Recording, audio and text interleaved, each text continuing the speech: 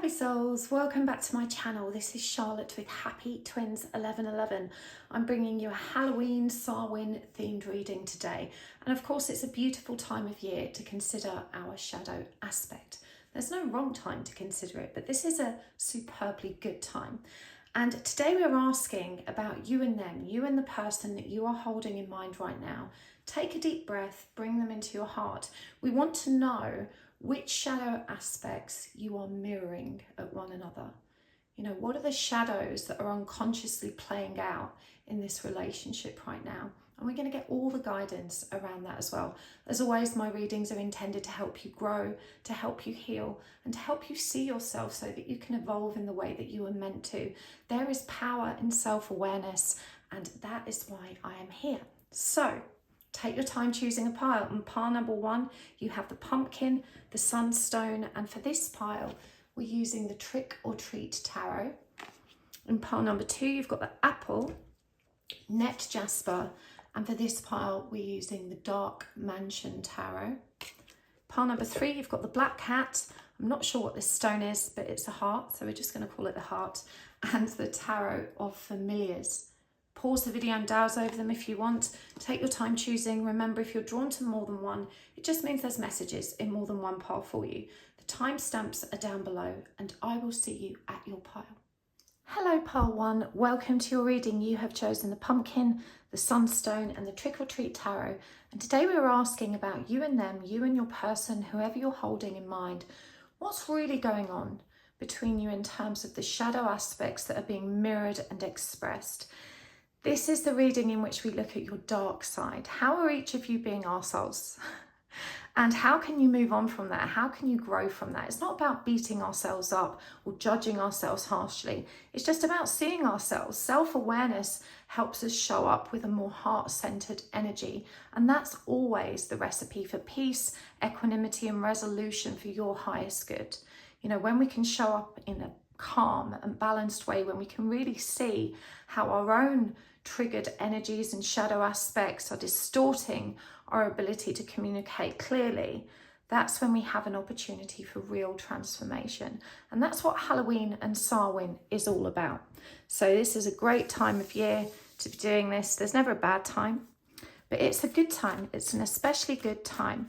So I'm going to give these a shuffle, and don't forget that I've just uploaded to my website the Halloween meditation, which is all about connecting with your ancestors and drawing down the messages of love and healing that you need from them. It's called the Samhain meditation. You can find it on my website at happysouls1111.com/meditations. The links are always down below. So let's see what's coming through for you and your person. Now's a good time to take a deep breath, hold them in mind. Set the intention that you're ready and willing to receive the messages that you need the most. Ask the universe for a sign. That's something that you can, you know, just feel seen and heard with to help reinforce your faith that spirit is always listening. And it can be anything at all. Trust whatever pops into your head first. It might be a name, a song, a series of numbers. It might be a place or an object or an animal or something from nature. That's no right or wrong, just whatever feels right. Okay, now I'm going to use 3 decks for this reading, as I always do with the you and them reading. For your person, I'm using the Hyde Tarot. This was created by Dan Francis, a good friend of mine who is also helping me create my oracle deck. He's a very talented and amazing young man. If you would like to buy this deck, the first edition is still available. I will pop the link for that down below as well. Okay. Let's just give them one riffle shuffle. Now for the connecting energies, the bit down the middle, we will use a 3rd tarot deck. And for this one, it's going to be the Spirit Speak Tarot. I'll give these another shuffle as well. I do shuffle off screen, but I know you guys like to see me do it on screen so you know that the cards are randomly chosen. Well, not randomly, Spirit's always guiding it, right? But so you know, I'm not, you know, predetermining those readings in any way at all. It flows as it flows. Okay. Right, so we will use oracle decks and charms as we go, but let's get the cards out. So I want to understand the current situation as each of you sees it first. And bearing in mind the focus is on the shadow, the part of you that you're not seeing, the hidden aspect. Okay, we've got the Ace of Pentacles. We've got the Six of Wands in reverse. And we've got the Four of Wands. Right, and let's get some cards for how you're feeling and thinking about this. Okay, we've got the King of Wands in reverse. We've got the Lovers in reverse. And we've got the Ace of Cups in reverse. And finally, what do you need to shift? What is it that you're not seeing or acknowledging? The Fool. The Four of Swords in reverse. And the King of Swords in reverse. Okay, right, let's do the same for your person. In fact, I'm going to move those up a bit to create a bit more room. Okay, we're starting with the Tower. Remember, this row is how they're seeing things. Queen of Wands, what they think is happening. And the World. And how they're thinking and feeling about it. The Hermit in reverse. The Eight of Cups. And the Four of Cups. And what are they not seeing or acknowledging about how they're contributing to this? The Ten of Wands in reverse. The Five of Cups. And the Ace of Cups in reverse. Whew. I'm annoyed at your person already. Their energy is quite callous. I do think they are very insensitive. We'll talk about more of the why, but it definitely feels like, you know, you're dealing with a pretty brutal energy. Okay, Spirit speaks. These are connecting energies down the middle. So for what's going on, Knight of Wands in reverse. And for how each of you are thinking and feeling about it, the Nine of Pentacles. And for what each of you isn't seeing, the Queen of Swords. Okay, we will get some oracle cards as we go, but let's look at this card that you chose, the Pumpkin Protection. And I think, you know, protection is all about, well, we attract energy that vibrates at the same frequency as ours.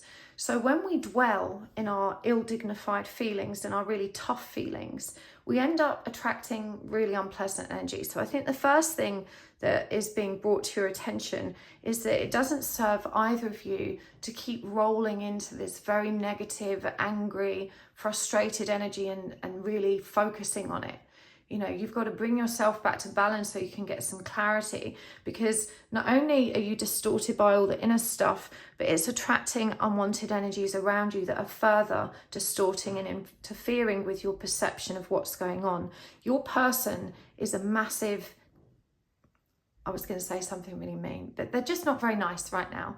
Okay, this person has definitely been insensitive. I really feel like they are a very emotionally avoidant person, and they don't recognize how hurtful and hard this situation has been for you.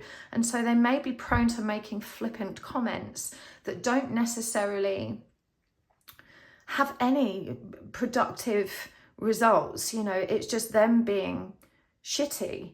And it's a really tough energy to deal with because your feelings are big. I think you're undoubtedly dealing with someone here who is probably very connected to you at a soul level.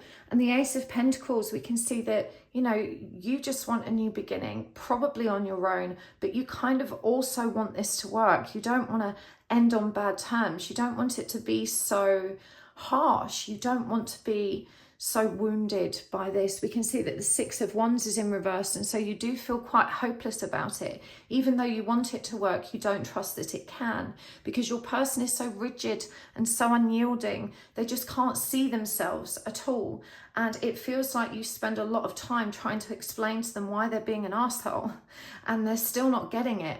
And so that frustration in you is building, it's building, it's building, and it feels like you're constantly smashing your head against a very tough brick wall. I feel it for you, Pile 1. I understand how annoyed you are, because you do see the light in this person, and I do think that they have the capacity to be good. Everyone does, but they're certainly not showing up in that energy. For them, with the charm or the tower, you know, it feels like they think they have to break it. And that's such a peculiar energy, isn't it? But I think this is really symptomatic of how determined they are to resist this and to run, to just move away from it, because it's too emotionally intense and volatile for them to face. Your energy, put quite simply, triggers them in very profound ways. And I think the Knight of Wands in the middle is pretty revealing in terms of what's really going on, because I don't think either one of you are actually operating from a point of real clarity or objectivity when it comes to trying to resolve this.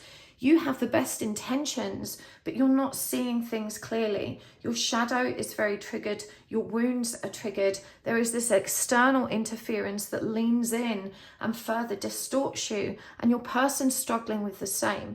So you've got two people that feel very deeply for each other at heart, but cannot get past their own grievances and their own triggers to be able to communicate their needs clearly, to resolve conflict clearly, and to be able to really make things work.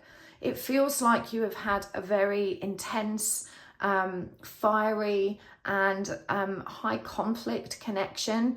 You often disagree. I think you get very exasperated with your person, that they seemingly do the same things you've already told them annoyed you again and again. I want to say as well that they are very charismatic, very seductive. This is someone who seems to charm you every time. And I think it worked for a long time, you know, that they were able to make you laugh again, to help you feel sexy, to help you, you know, just lean back into them. But as time's gone on, they've become less and less inclined to do that. And I think you have as well. And so you've both become more and more prickly until it's just reached this point where there's just no let up. You can't meet each other in the middle at all. You're both constantly triggering one another, and it just feels very painful. Your person, as I said, with the world up here, they know they need to close out this cycle. And I do think they're being a bit more pragmatic in you. I will say that in this top row, there are no emotional energies presented at all. There is so much fire. And even though you're coming at it from a more grounded perspective, and I think this is really interesting here. Look at this. The pumpkin here, we've got two jack-o'-lanterns, but this one has that symbol of protection on it. And so I think you are aware more of the energies. I think you're doing your best to protect and preserve yourself, and preserve and protect the energy of the connection. But every time they trigger you, it brings you down. It makes you more vulnerable, because you're struggling to hold that balanced space for yourself. Now, here's the bit that you're, bearing in mind this is how you're seeing it, but the bit that you're not acknowledging, the bit that you don't recognize is tripping you up every time, is your inability to balance yourself after you have been triggered. So even though it's not your fault that this person is behaving horribly, the feelings are your responsibility, but you've got into a cycle of making them responsible for them. In order for me to feel good again, I need them to see what they've done wrong. In order for me to recover from this and get my balance back, I need them to apologize and have a conversation about blah, blah, blah. You know, you've started putting all of this power in their hands, making your feelings their responsibility. I feel so bad and it's all because of you, and you won't give me what I want to heal. So this is a really distorted perspective, because you're giving your power away. You know, this person genuinely, even though they've behaved horribly, they can't be held responsible for how you process those feelings. That's an inside job. When we allow other people that power, when we expect them to give us that, we make ourselves so vulnerable because many people won't have grown enough to have the capacity and understanding of who they are in that moment.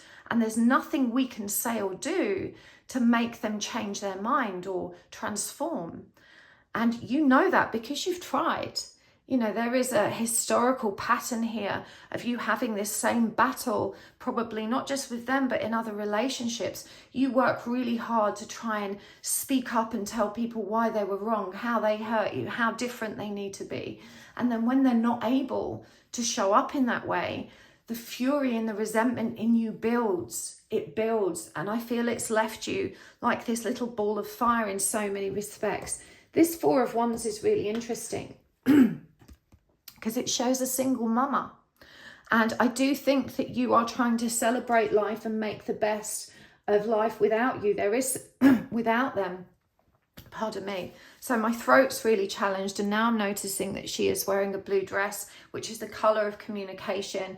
And I do think that this is where you can get that balance and you're really trying to be responsive to your own emotions. It's that this person triggers you so much. Pardon me. But you are quite stoic. There is something quite resilient about your energy. Like I said, we don't see a great deal of emotion in this top row at all. You know, this is both of you being very stubborn, very hot-headed. And we even see this lady has red hair, which for me is definitely something that illustrates fire, doesn't it? We often see redheads as having this hot temper. And I really think that you are very focused on yourself. You've got to the point where you're unwilling to compromise and bend according to this person's toxicity. But your heart still yearns for them to see it. Your heart still longs for them to be able to own up what they are bringing to the table and how they have been distorted. Your only job here is to see that they can't pile one. They can't do that right now.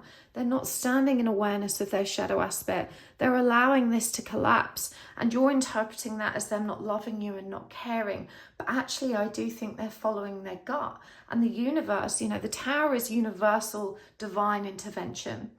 The tower comes down because it was struck by lightning. In this card, it's called a charm, which is something that's protective and good for you. You know, this person is responding to the divine impulse and needs of the moment. Right now, you are poisoned to one another. Both of you needs time apart to go and work on yourselves and recognize how you have contributed to this. You both have contributed. That's what relationships are. There's you, there's them, and then there's a bit in the middle. You can only be responsible for how you are. You can stop being responsible for them. It's not your job to educate them on why they're dickheads. It's not your role.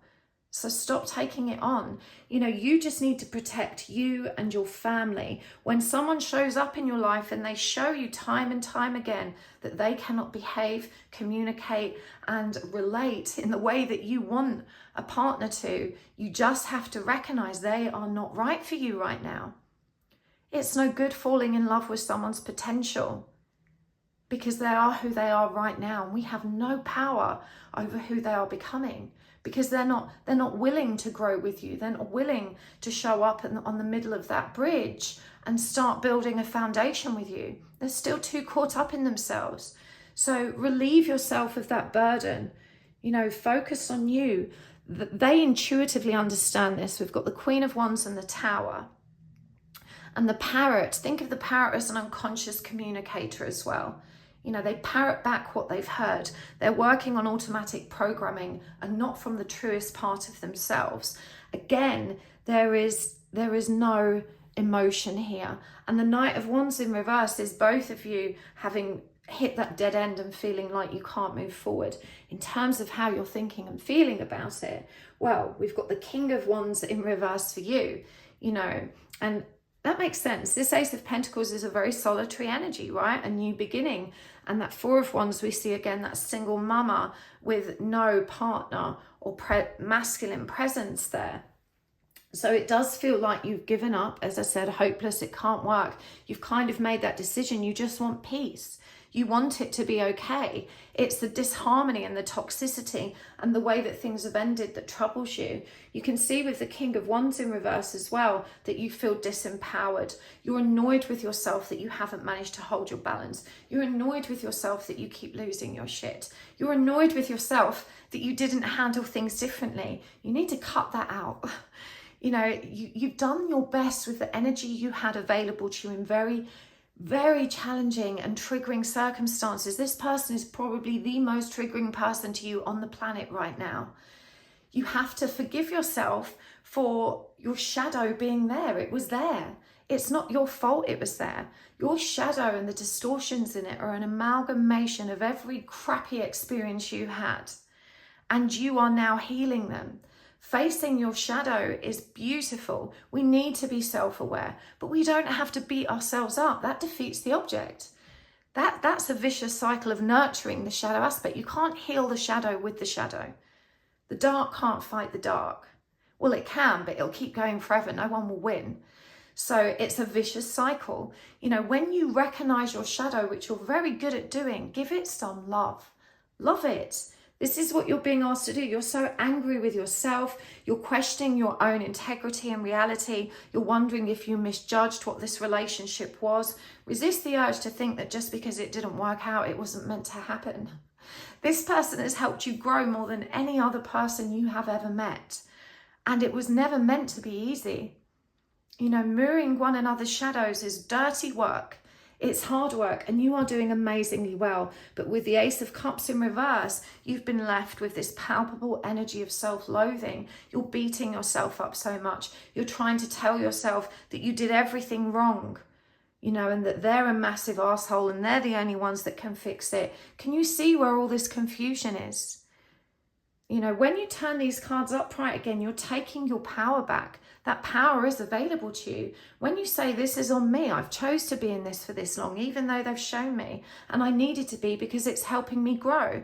Now I can lovingly allow us to have that period of calm and separation so that I can regroup and restore my energy. You know it's much easier when they're not around.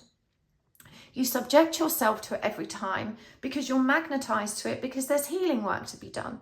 So there's another layer of surrender there for you. You know, accepting what is.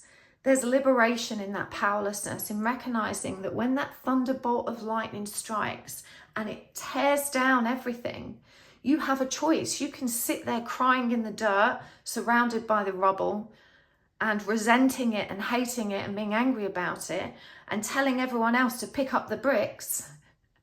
Or you can stand up, dust yourself off and move on.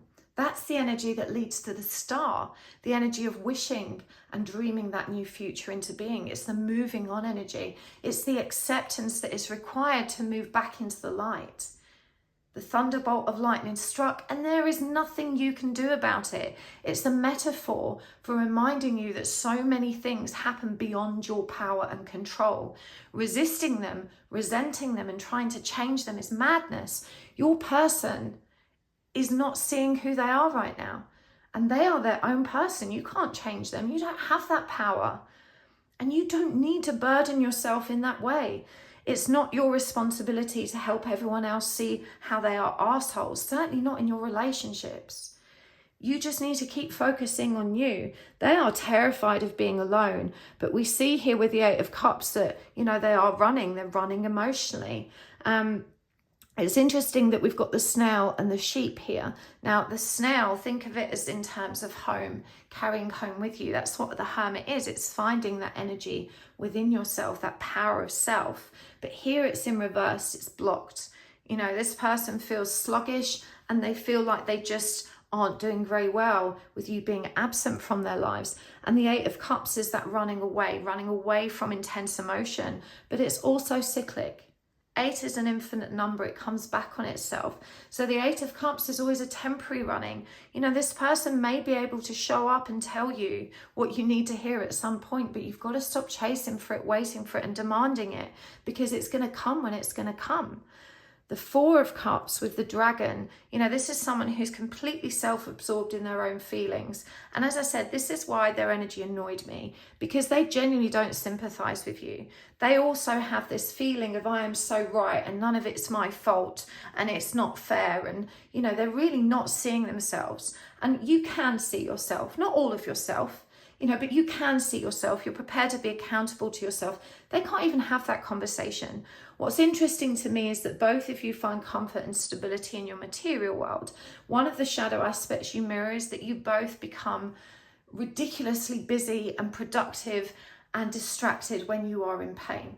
The Nine of Pentacles is about work, the material world, the home, self-sufficiency. It's about restoring all of that grief and heaviness in your heart by making yourself feel better through your external reality. Well, I'm doing great at work. Look how busy I am. Look how full my calendar is. Look how many exciting things I'm going to. It's being so busy that you don't have the time to think about it. These are really avoidant energies, very physical energies, which indicates that neither of you are really deeply leaning in to heal this. You're both running from yourselves as much as one another.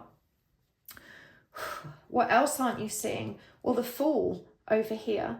You know, that's a new beginning, and I love the new beginning energy that shows up in this row for you, but it's followed by the Four of Swords in reverse.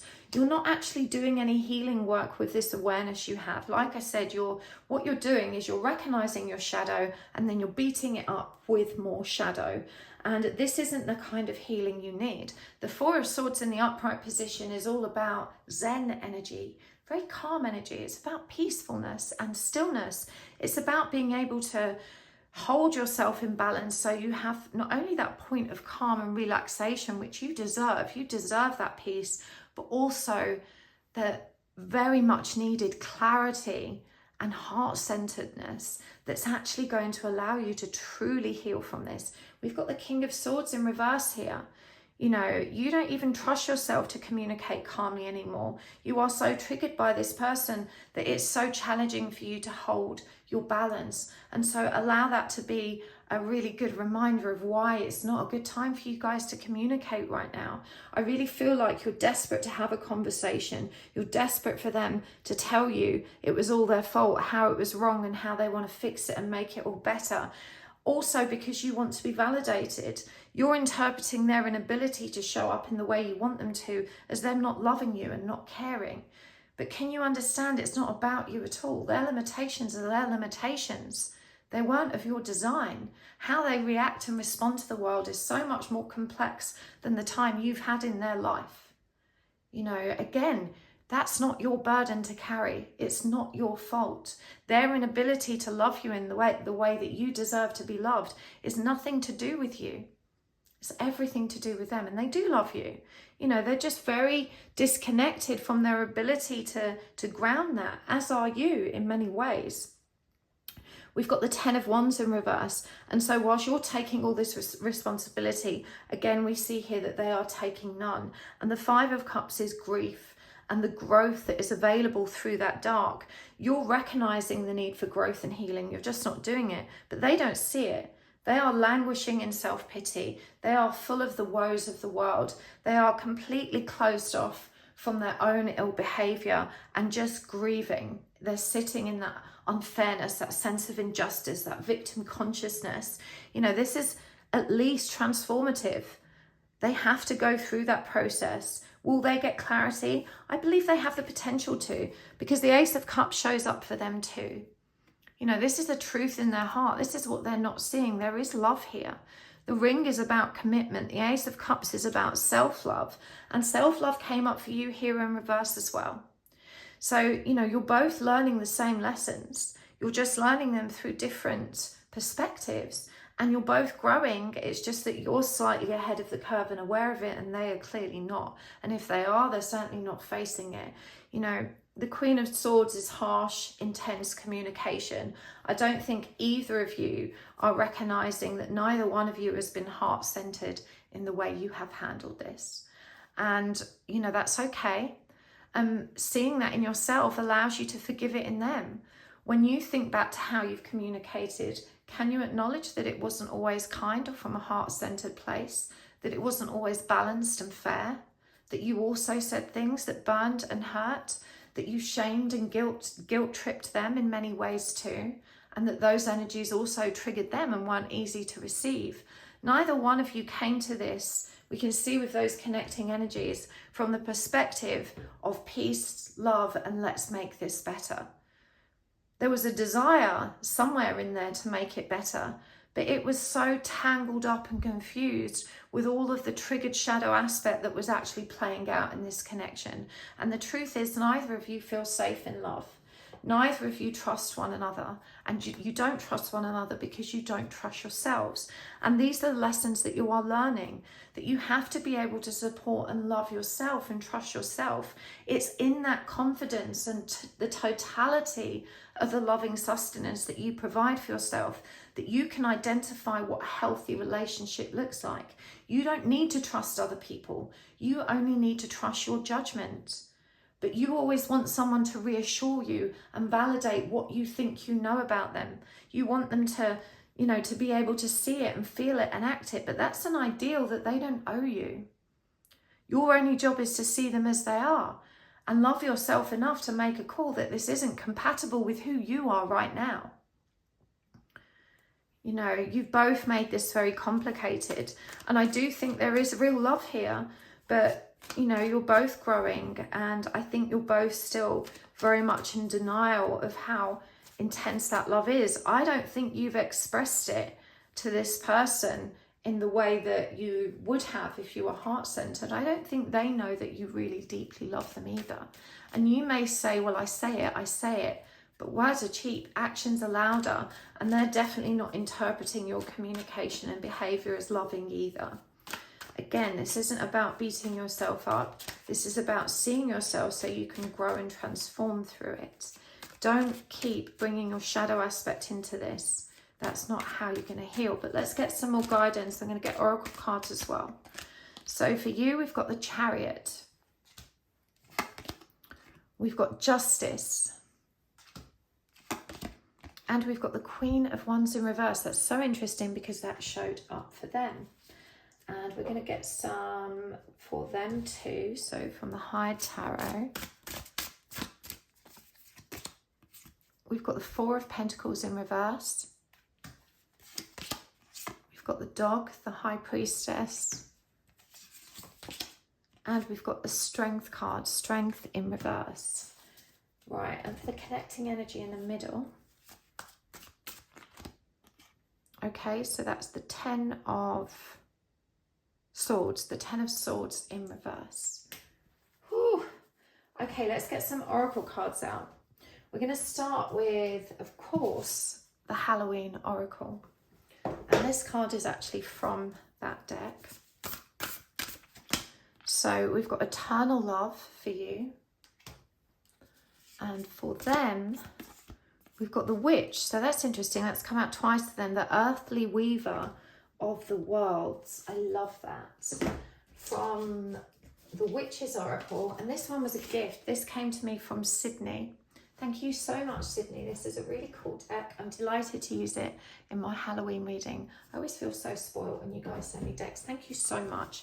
If you would like to donate one by way of an energy exchange, you can always find the link in the description box below. Right, eternal love and holy stone. That is wild because where is it? That's the one that came out for them, the Hagstone. Look at that, two completely different decks. I had no idea that they both had that symbol in them. And that's Judgment. It's called Wand in this deck and it's in reverse. Okay, and from the Seasons of the Witch oracle.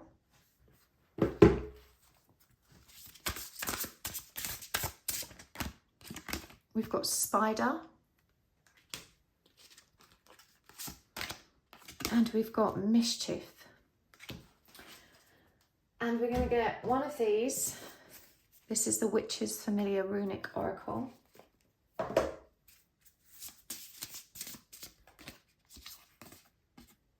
Wunjo.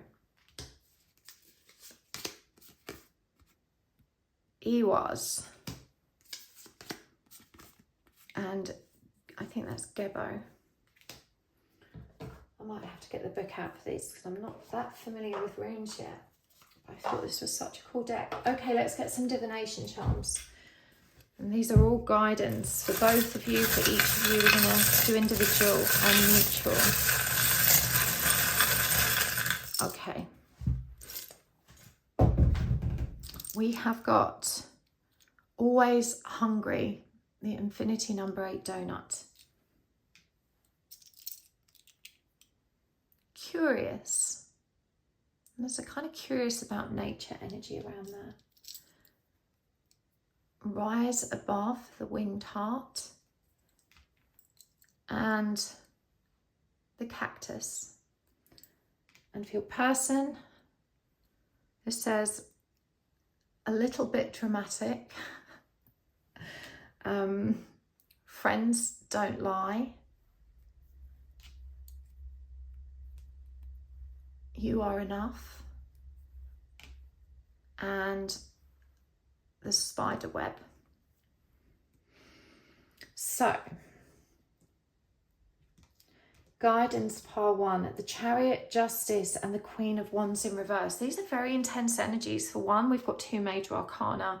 Those are the headlines, the big secrets in tarot. And the Chariot is all about divinity. And look at this. This is the light and dark aspect tugging this person along. And they kind of look confused. Look at the face here. It's kind of which direction we're going. I'm really confused.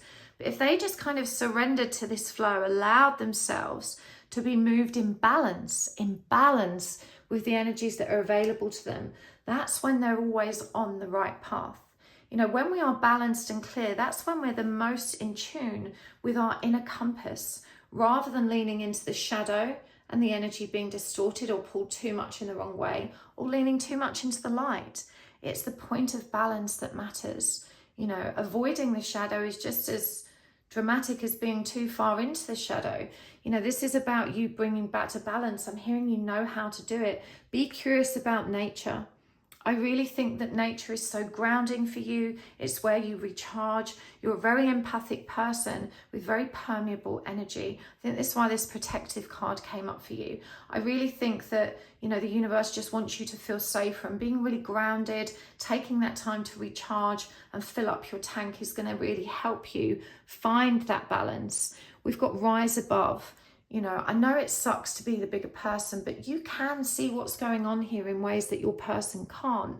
So can you forgive them for being a little bit behind the curve on that growth frequency? The Queen of Wands in reverse came up for them as well. And this is about not embodying all of the fire in a balanced way. The Queen of Wands is the Queen of Spirit, but when she's in reverse, her energy is ill-dignified. It's being misappropriated.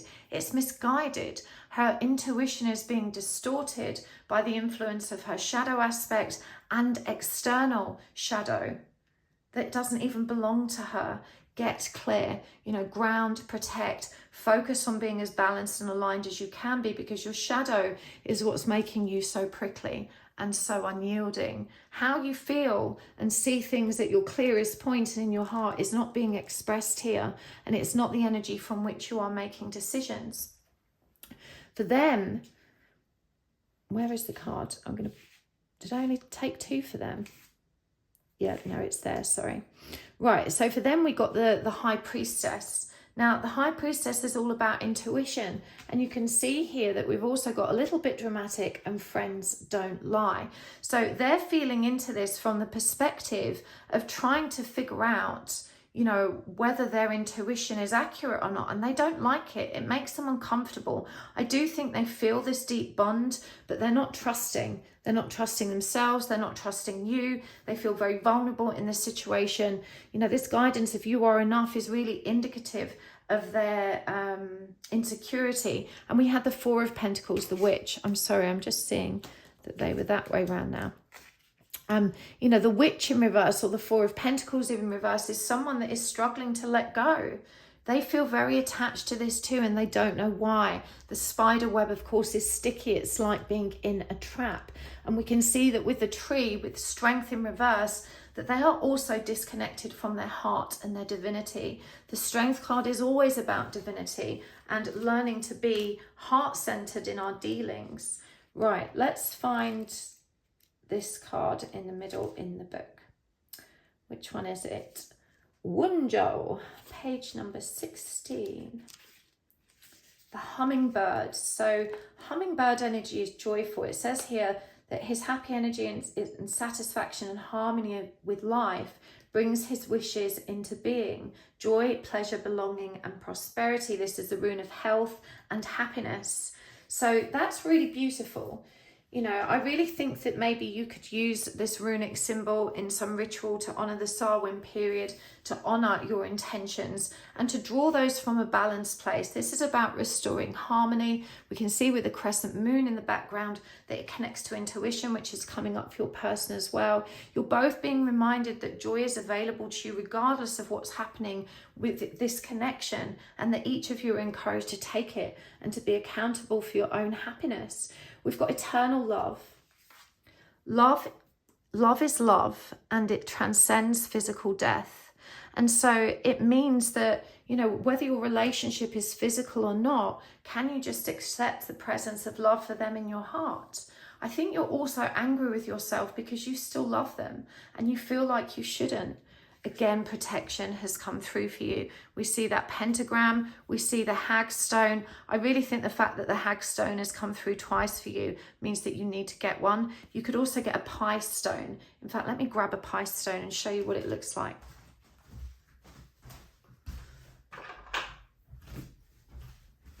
This is a pie stone. You can see that it has a hole. My pinky, it has a hole through the middle. So these are powerful tools, pie stones. We use them in Moonai, which is a shamanic practice to channel energy, and it also represents the human energy field, which is the same kind of torus shape. So I really think that you need a stone like this, and it's going to be very, very protective for you. I've got a hunch that Iwas might mean protection. I don't know why. I genuinely don't know the runes yet, but let's have a quick look. And I know I shouldn't have used this if I don't know them, but we learn together, right? Okay, Iwa's horse, page 38. Teamwork, trust, harmony, marriage, and loyalty. The horse is a trusted helper and a stalwart companion on the longest journeys, working with humanity in a role of companionship and trust for millennia. The horse knows the power of a team and cooperation. Erwas, while a swift energy, uses no force. Its way is persuasion, suggestion, and invitations of friendship. The power of this rune lies in union and partnership. It points to a symbiotic relationship, to the joining of individual and harmonious beings. This is beautiful. You know, this is really beautiful, part one. Both of you are being encouraged to just stop being stubborn and prideful and to work for the greater good rather than your individual shadows and agenda. Your person might not have the power to do this right now. Well, they do have the power. They don't have the will. But we can see here with the witch, this says, the earthly weaver of the world. So they do have that power. But we've also got judgment in reverse. That indicates that they're not waking up yet. You know, you've woken up, you have the benefit of an intuitive knowing that you're much more connected to than them. They're deeply intuitive, but they haven't made sense of that yet. They got the spider web, you got spider. What a wild web we weave, dear child. A delicious mystery untamed. You know, I want you to remember that webs also are purposeful. And we have to be incredibly industrious and creative and independent in order to lean into that energy. And I feel like they feel trapped in yours, and that's why they can't let go. And I do think that's where some of their resentment bubbles from. I bet they've accused you of cursing them or hexing them or doing spell work on them or something dramatic. Definitely they are, I want to say, creative with their catastrophizing and negative thinking. And we can see here mischief. Keep your eyelids open and sight sharp as nails, for there is something trailing behind your tail. And I want to say that he is the one, or they are the one, that is bringing in a lot of this heavy energy that you need to protect yourself from. Let's look at this one. Gibo or Gebo. Is it number 10 or is that an X? Right, let's have a look. Swan, 14. So the demi-swan, when we see a swan on its own, it's always a symbol of eternal love, because swans only ever have one mate. They mate for life. It's an eternal bond. And so a swan on its own, without its partner, is literally seen as half a swan.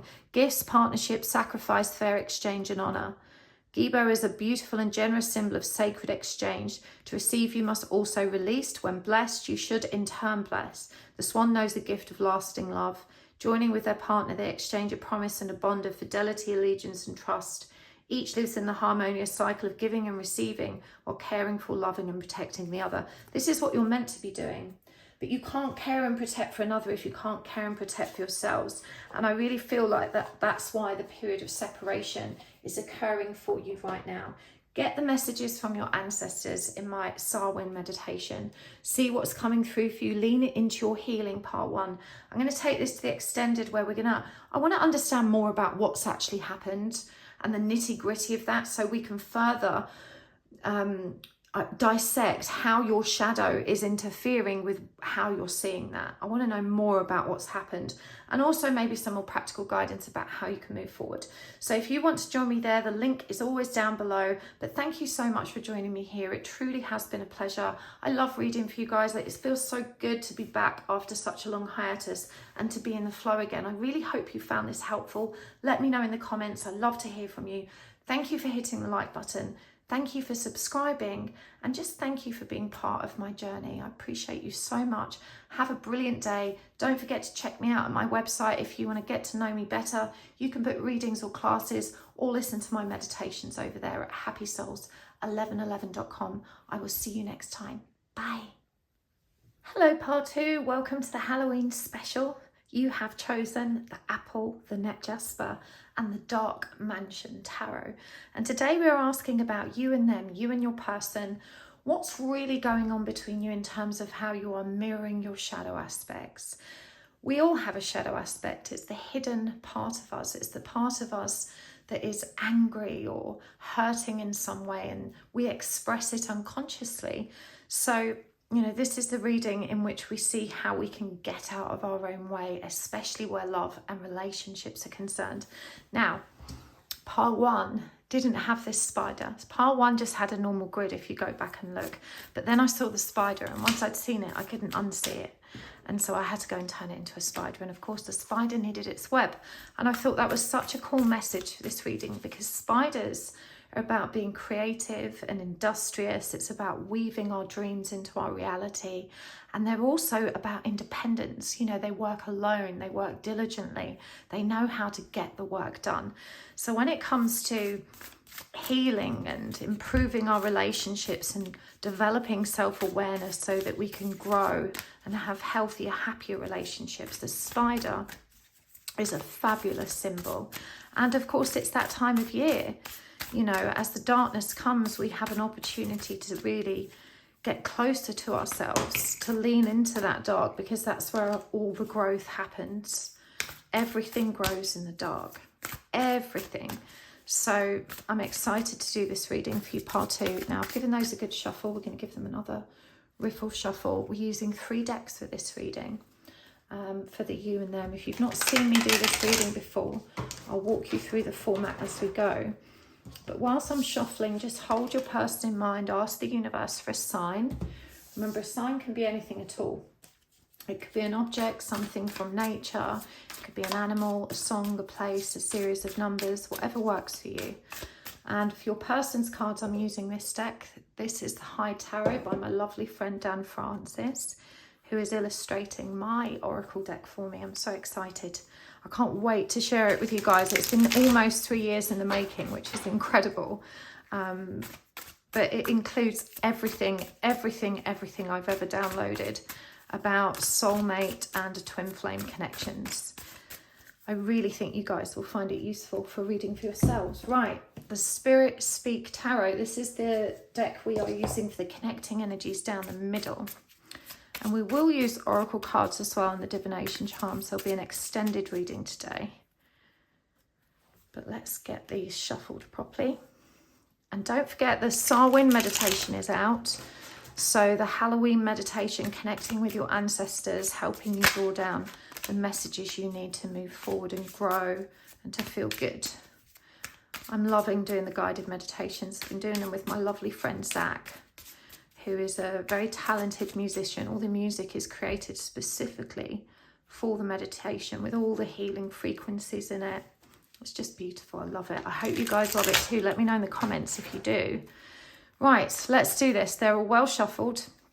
I'm going to move your apple card over there. We'll read that in a minute. Now, for the first row, for you, pile 2, I'm asking the current situation as you're seeing it through the shadow aspect. We've got the Devil in reverse. Oof, and I feel your pride. 9 of Swords. And the Page of Cups in reverse. And how you're thinking and feeling about your person in relation to this. We've got the Emperor in reverse. We've got the 3 of Wands in reverse. And we've got the Queen of Pentacles. And what do you need to shift or transform? We've got the Fool in reverse. We've got the Empress in reverse. And we have got the 9 of Pentacles in reverse. Right, let's draw cards for your person. Hi, Tarot. Current situation as they're seeing it. We've got the Hermit.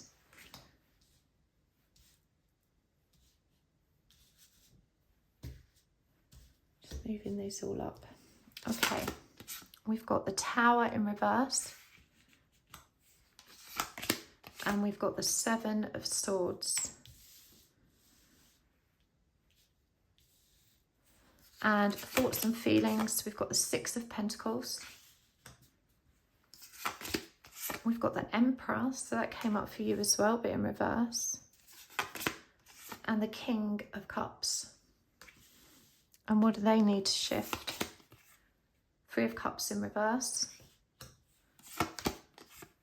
King of Swords.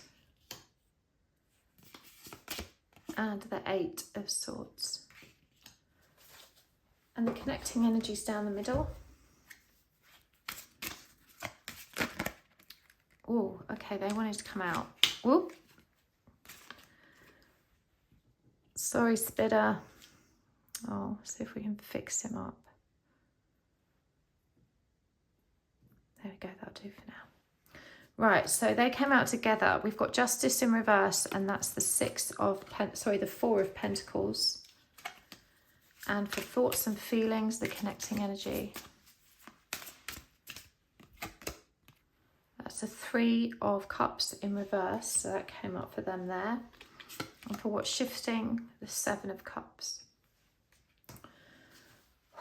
I know I always say it, but intense energies, part 2. Really intense energies. I think what's so interesting about this is the amount of denial and resistance that is in both of you. This is someone that I think you have been tangling with for a really long time. And I say tangling with because it's never quite worked.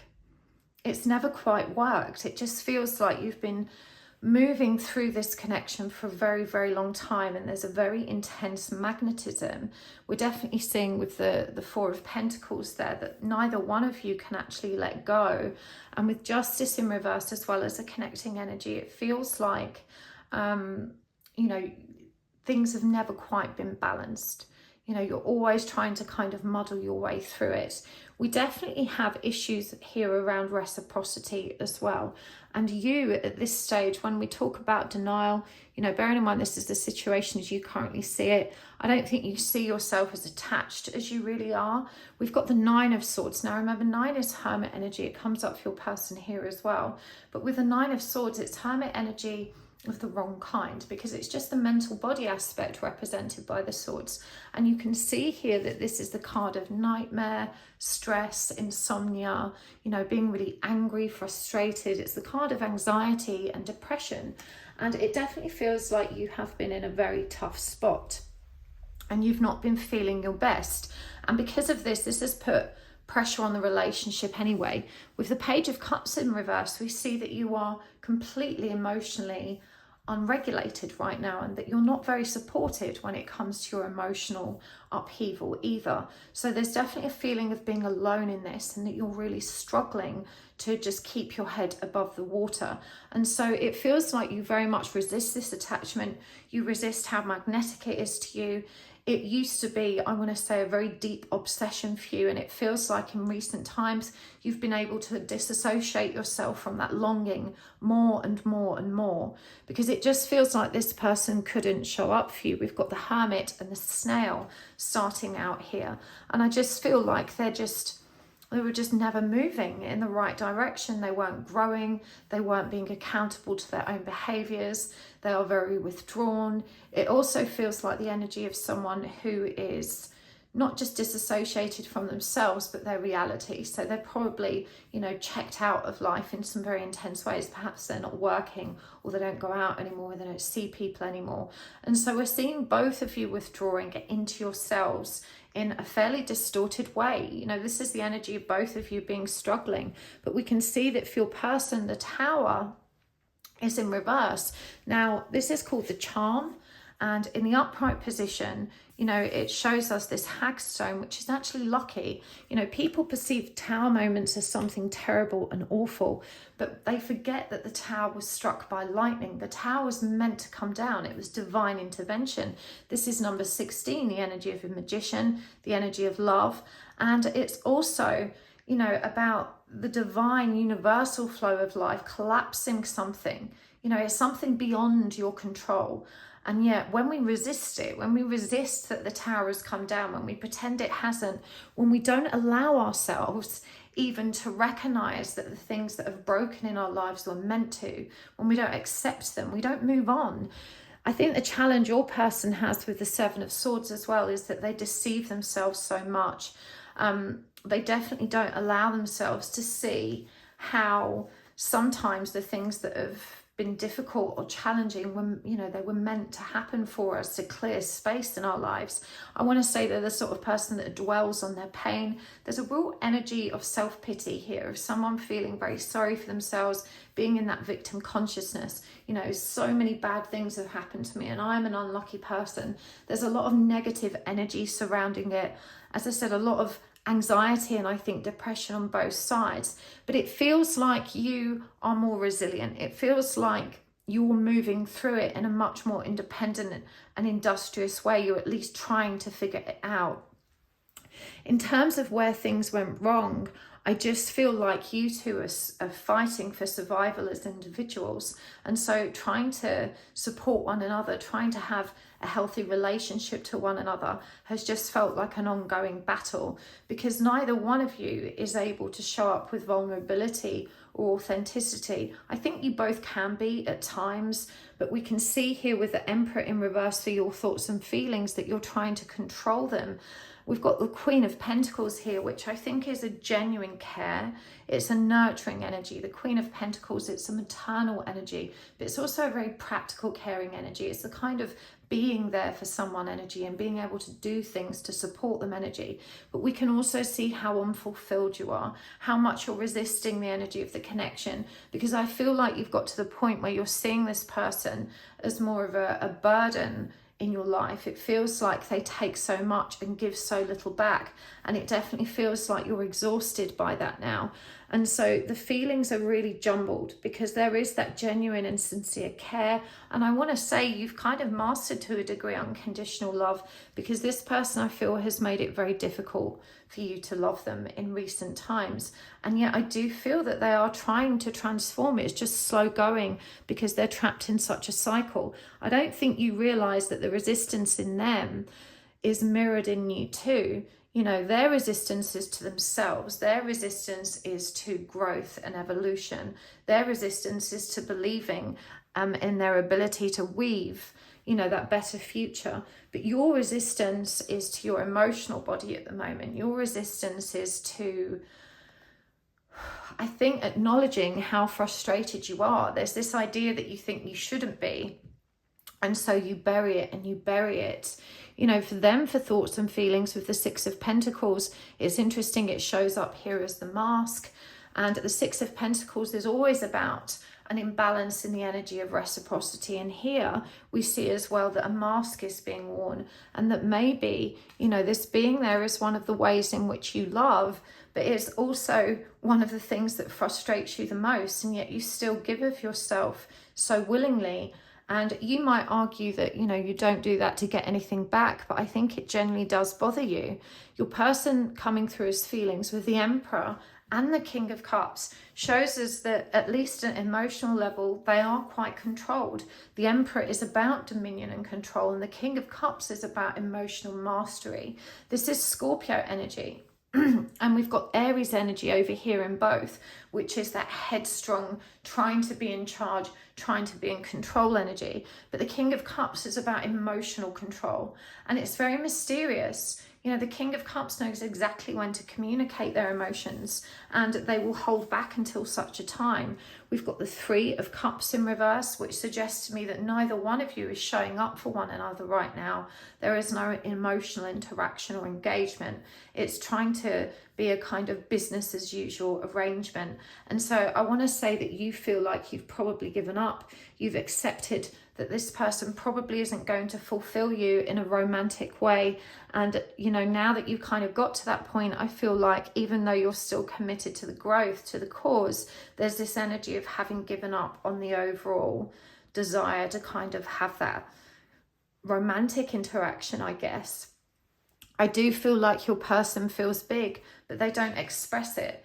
You know, this is, I want to say there's a lot of unspoken words.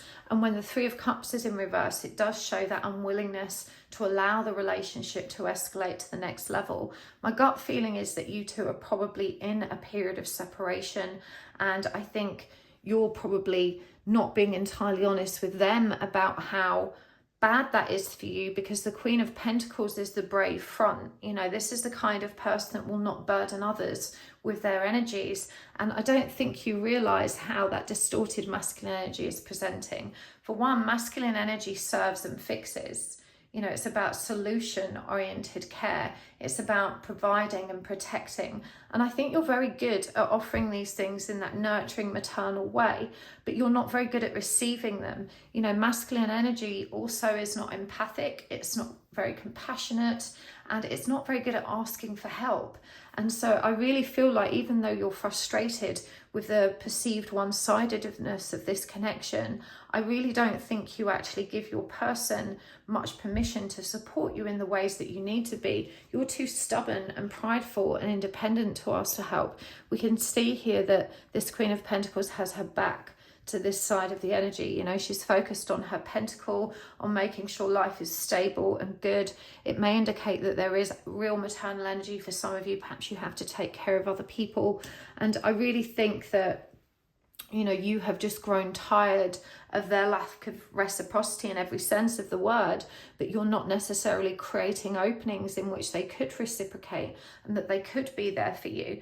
And so the imbalance is palpable. You know, I think you're both working with your energy, trying to grow. Yes, we see this slow moving energy with your person, this mental resistance, but ultimately the mirroring there of the shadow is, you know, the totality of resistance to self, resistance to one another. If you were meeting your own needs, you wouldn't be longing for them to meet your needs. And I don't think you've been able to acknowledge and admit that to yourself. You know how to take care of yourself, but I feel that you're not taking good care of yourself. And we can see this with these cards down below in terms of what needs to shift, because for you, we've got the Fool in reverse. You know, be bold and courageous enough to take that leap of faith. The Fool is in reverse because it demonstrates an energy that's blocked and needs to be unblocked. And the Fool is all about innocence and vulnerability of heart and allowing yourself to truly begin a new cycle. But you can't do that without self-awareness. Self-awareness is the first step to change. It shows you where you need to expand. The Empress in reverse, you've got distorted masculine and feminine energy here. And this is why I say you're not taking care of yourself and that you're taking care of others' practical affairs, because the Empress in reverse is a creator. And you are not in your power to create right now. You're all bent out of shape. You're probably feeling really flat, really tired, really exhausted, like things aren't going right for you. And we've got the Nine of Pentacles here in reverse, which suggests that your financial or material world has also been destabilized as you've moved through these very challenging energies. Again, we've got that Nine of Swords there. So whatever the root cause of your mental instability and discomfort and your emotional discomfort, we're seeing that it's having a very real impact on your current reality. And I think this is the other reason why you are struggling so hard to connect with this person, because I think they have even less of a grip, and you feel like you haven't got a grasp enough on your own world, let alone have to deal with theirs. And as I said, their energy was kind of heavy with this victim consciousness, and this sense of helplessness, like they won't do anything to actually transform their situation. And it feels like you just grew impatient with that. We can see here that for them, the Three of Cups is in reverse. You know, they need to dig themselves out of their hole and start interacting with the real world again, open themselves up emotionally, because that's where mutual support can be found. I feel like when you have brought things up with your person, they've been too pig-headed and stubborn to actually listen to what you're saying. And so I think even though you may have realized a lot of the things I've shared, one of the challenges is that you two aren't able to communicate about them. Your person gets defensive, you end up getting frustrated. You know, this is the energy of, again, not being able to quite meet in the middle on the bridge. We've also got the King of Swords for your person, and the King of Swords is all about clarity of mind. I'm so intrigued that it's illustrated here as the swan. A single swan on its own is referred to as a demi-swan, because they're creatures that mate for life, which is why they're often a symbol of true love. But when there's two of them, so when there's only one, it's symbolic of like half a heart, or not being able to feel fulfilled within themselves. And certainly we see that for them, the lack is in the mind. It feels like this person needs a lot of validation. They're kind of aware of the magic that's in them, but they've lost so much faith in it. And I think they've got to a point where their identity and their kind of self-esteem is very, very fragile. And we see the Eight of Swords, the cactus. The Eight of Swords is about being trapped in the mind, trapped by the stories that it tells you, trapped by fear, insecurity and confusion. And it creates this prickliness, this defensiveness, this inability to yield in a more compassionate way. And so we see that this unbalanced energy is affecting you both in the heart center. There are no balanced cups energies in this reading at all. But what needs to shift is that Seven of Cups, which is exactly what the spider was about. The Seven of Cups is about dreaming a new world into being. Things to be possible, you know, for there to be the potential, we have to envision them first. We have to imagine them.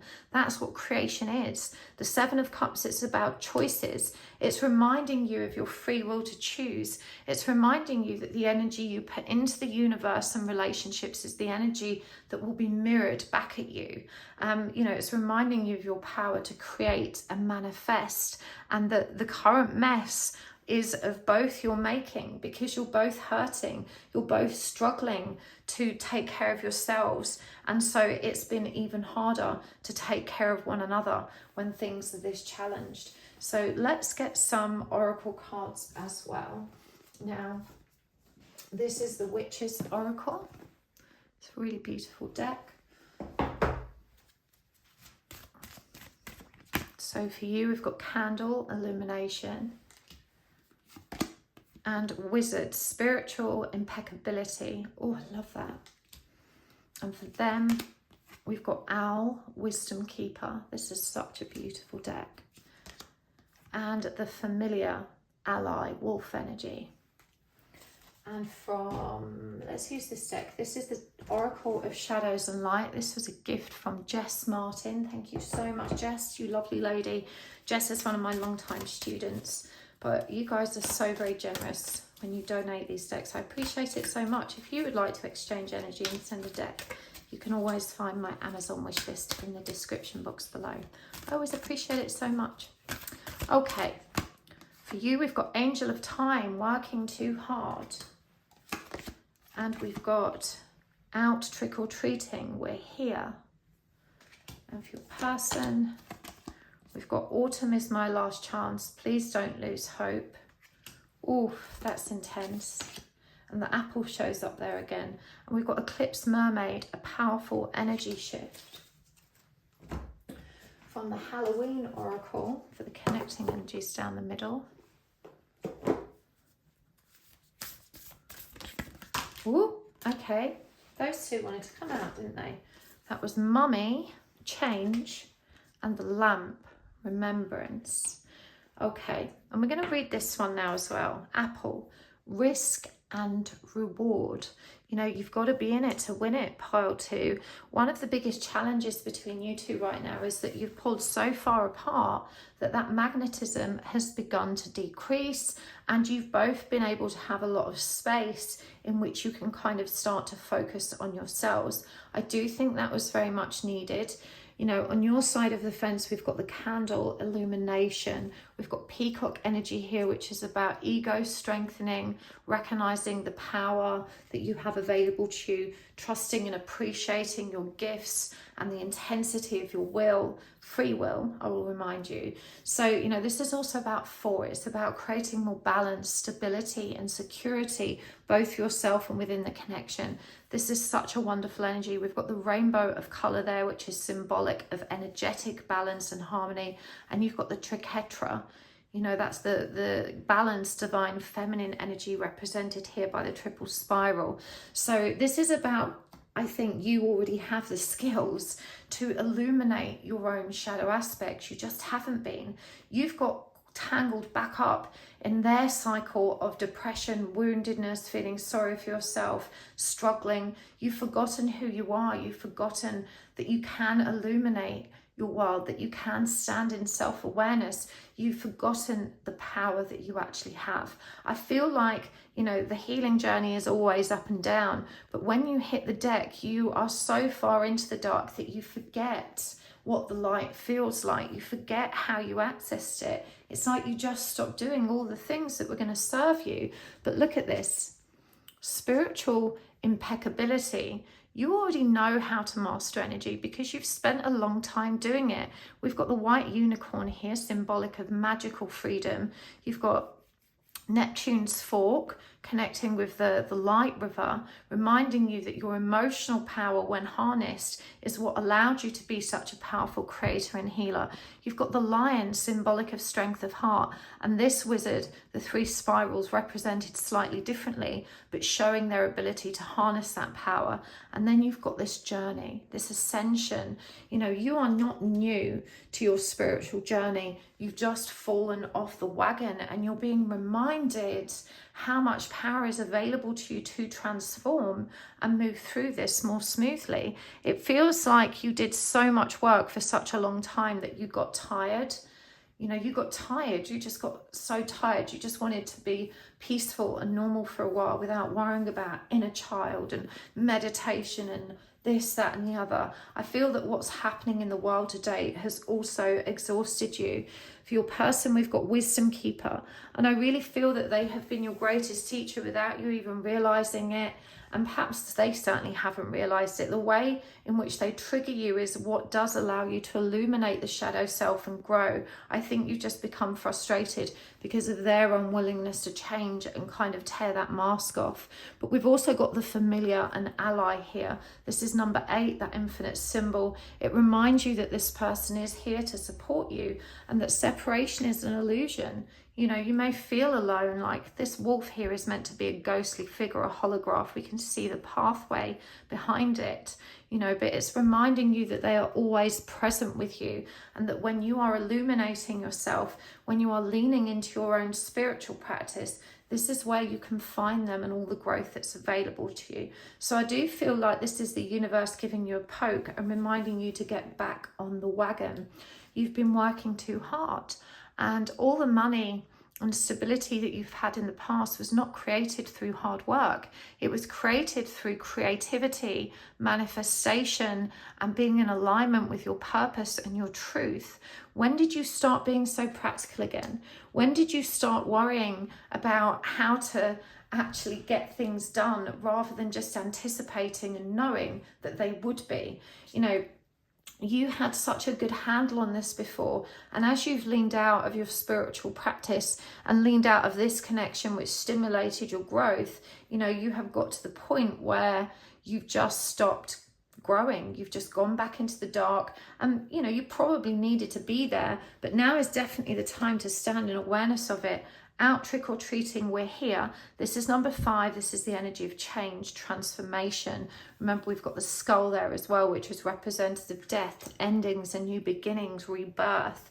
For your person, it says, please don't lose hope. Autumn is my last chance. This is number 6. It's the energy of love. For those of you looking for signs, we've got the bat wings here. The apple shows up, which is actually symbolic of growth. Think of the apple in mythology as well, the Adam and Eve story, the forbidden fruit. You know, I really feel like your person is trying to cling on to something that is so scary for them, but we are seeing a powerful energy shift coming. This to me is the universe reminding you that things are being stirred up. I'm noticing the eclipse here, and also the number 10, end of cycles. Remember, we are in a number 10 month, and the lamp, remembrance. You know, the veil thinning, the light shining through, and reminding you of the growth and potential that's available to you here. You're being reminded how good it actually felt to be growing, you know, how good it actually felt to be in the flow. Right, let's get some more guidance cards for you. Wow, apples again. And sorry, I forgot to say this is the seasons of the Witch Sarwin Oracle. Get some divination cards as well, charms even, candle magic. And for your person, we've got silence and mischief. And from this deck, this is the Witch's Runic Familiar Oracle, Witch's Familiar Runic Oracle even. I'm still not very confident with the runes, so I might get the book out for this one. So we've got the Scorpion and Hagalaz. More full moon energy. And I believe that's Jira, Bumblebee energy. Okay, let's just get the charm bowl. Right, we'll take that out. That's my pie stone, shouldn't be in there.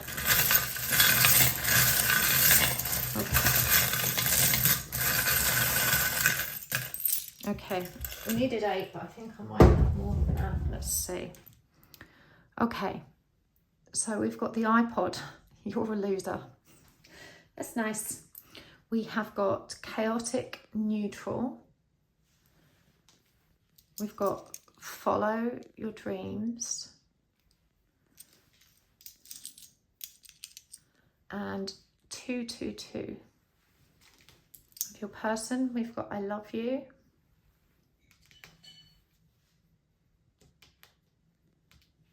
We've got the Fox Mulder FBI Simpsons badge. We've got I remember it all too well. And we've got just visiting this planet. And for the connecting energy, we've got this little sack of money cookie, which is from Animal Crossing. Okay. Guidance. Well, for you, it's interesting that apples came up again. It said to taste, one must swallow it whole.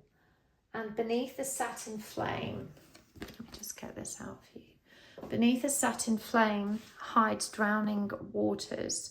So beneath the light hides drowning waters. Waters represents the emotional body. We've also got silver birch trees here as well, which are very magical. They are very intuitive, high priestessy trees. And again, apples and their symbology about the gift, the poison gift, the forbidden fruit. You know, to taste one, you must swallow it whole. This is about acknowledging your pain and taking responsibility for your choices. Again, this is a shadow that both of you are mirroring because you both need to do that. We've got candle magic. Speak your breath into its velvet. Recite along its spine all that you desire, all that which will unravel. Number 9, energy of the hermit and illumination with the candles again. So definitely it feels like ritual is going to support you at this time. Speak your breath into its velvet. Recite along its spine all that you desire. So remember, Kundalini rises up our spine. I think music is actually problematic for you right now, because you've really been indulging angry music that kind of causes you to dwell further on resentment and frustration and impatience. Yes, it feels very relatable and cathartic sometimes, but you may need to shift to something a bit more uplifting and healing that's actually going to help you process that energy and move out of it. That's why we have this chaotic neutral. Again, the word flat battery, you know, feeling very apathetic and stuck. 222 is about leaning into your high priestess power. And remember what we said with Spider, weaving your dreams into reality. This is about stepping back into your power, recognizing your choices, not to beat yourself up, but to give yourself permission to stand in awareness of how you arrived here, because it's not all on them. You know, for them, they need that solitude right now. We've got silence. There is a sweet embrace in the nothingness stillness brings, a presence of self fully embodied. So, you know, this person just needs that time out. I think it's good that you're not facing each other now in many respects. And we've got mischief. Keep your eyelids open and sight sharp as nails, for there is something trailing behind your tail. So that's not good. That suggests to me that maybe they need clearing, or they need to pay attention to who they're trusting to handle some of their challenges or issues. I love you. I think this person really misses that nurturing energy from you. It's not been there for a long time. I think with this symbol, they're definitely keeping a closer eye on you to feel closer to you. And we've got, I remember it all too well. You know, they haven't forgotten either, but they feel like an alien right now. You know, they really do feel like they don't fit in anywhere. It feels like things have been such a struggle for them as they have been you. And it's okay for you guys to choose yourselves right now, you know, to be taking care of yourselves. Right, page 18 for the first one, Hagalaz, which is the Scorpio card. The Scorpion is not soft or gentle. She is, however, vital to the natural balance of life. Without her sharp sting to clear the weak, stagnant and diseased, life would never be able to grow back stronger and renew. Hagalaz is a freezing storm, but its hail and ice will melt, becoming water to nourish new growth. The first rune of the second air, it represents the beginning of a testing time. Only by weathering the storm will you develop and grow. And the keywords are disruption, endings and beginnings, transformation, radical change and completion. And remember, Scorpio energy is also about the resurrection, the rising of the phoenix from the ashes.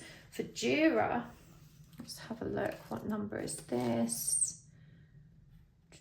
There it is, honeybee 24. I love bee energy. That's always about the greater good, working as a team, remembering the higher mission. After much diligence, the honeybee finally reaps the sweetest harvest. They are connected and tuned to the slow, ever-moving cycles of nature and time. The bee needs to move through many steps and stages before their efforts in the wildflower fields bring the joyful harvest of honey. Fruition, balance, abundance, cycles and rhythms and harmony. So I think both of you need to lean into your dark. I think you've both been avoiding this, but abundance is promised if you can get back on the wagon pile too. I really feel like, you know, when you were in that place, you were much more able to hold some balanced energy within this connection. And I know you feel really burdened that that's your responsibility. But that's where that wound of feeling like you need something reciprocal comes in. When you're holding energy and balance for yourself and you're consistent with that, other people's energy doesn't have so much power to move and shift you. And, you know, you're just in a weakened state right now because you've not been taking care of yourself. And so all of those nudges from other people in your life feel very, very intense. You know, this is about reclaiming your power to hold that space for yourself, to lean into self-love and self-awareness, to remember how good it feels to grow and to focus on becoming your best self again. I really hope this has been helpful. I'm going to take it over to the extended because I want to go deeper and understand more about what actually happened between you two and the whys of it. We didn't dig into why these shadows were coming up so much, what they connect back to, and also get some practical guidance on how you can move through them and resolve them. So the link is down below if you'd like to join me there. But thank you so much for joining me here. As always, it's been beautiful to share time and space with you. Thank you for leaving such beautiful comments. I read them all, even though I can't always reply, but I appreciate so much when you guys leave a little note. And thank you for hitting the like button. Thank you to those of you that take the time to watch my commercials. It doesn't go unnoticed, and I appreciate it so much. If you'd like to book a reading or a class or check out my meditations, you can find me over at happysouls1111.com, and I'm also over at Instagram at happysouls1111. But I will see you next time. Thanks so much, part 2. Bye.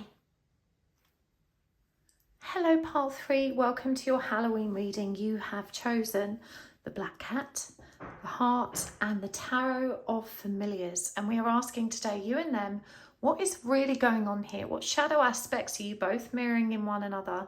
This is a reading that helps you really see yourself and see them, see all the unconscious ways in which you're both, I want to say, sabotaging, you know, whatever's going on between you, whatever the challenge is, you're both responsible for it in different ways. And, you know, now is a really great time of year to be focusing on our shadow, to be illuminating our darker aspects so that we can grow. We've got spider energy here, which was a completely accidental grid. If you look at part 1, you can see how the spider grid was meant to look. It wasn't meant to be a spider at all. But then I saw the spider. And once I saw the spider, well, that was it. It had to be a spider. And then I did the web. I'm so excited. I love it. And spider brings the energy of industriousness, creativity.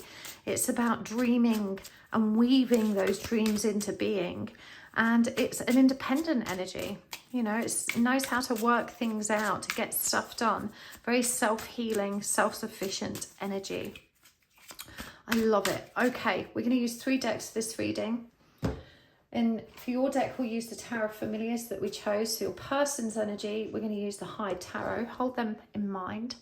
This was by my friend Dan Francis. He is also helping me to create my Oracle deck, which is very, very exciting.